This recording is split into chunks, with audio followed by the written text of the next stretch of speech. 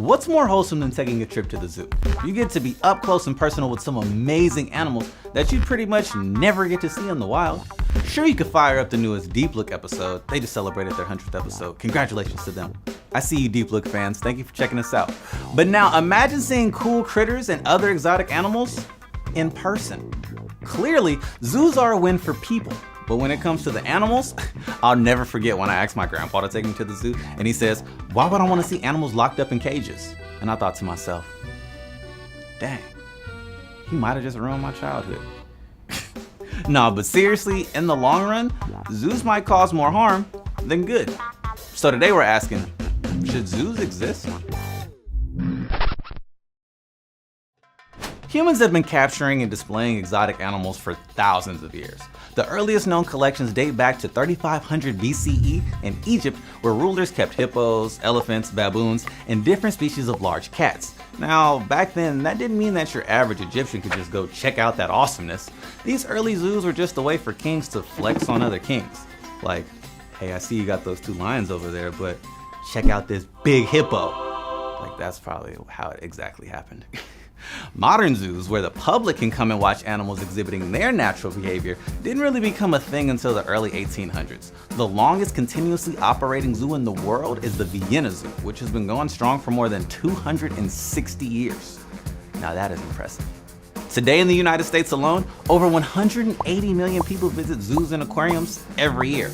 I mean, it makes sense to me. Where else can you see polar bears and giraffes in the same place where you're eating cotton candy or a churro?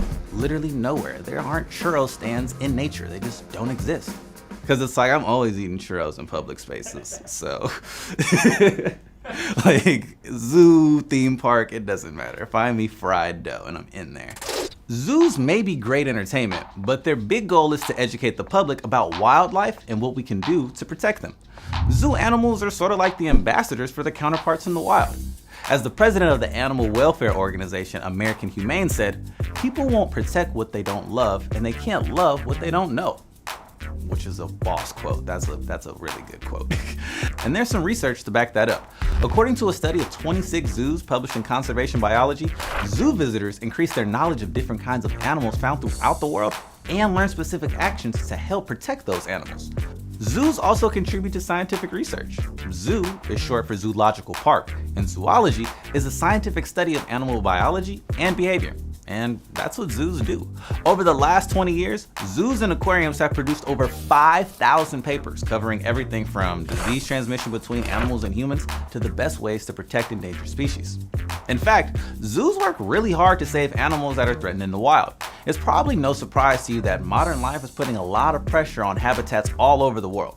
Poaching, climate change, pollution.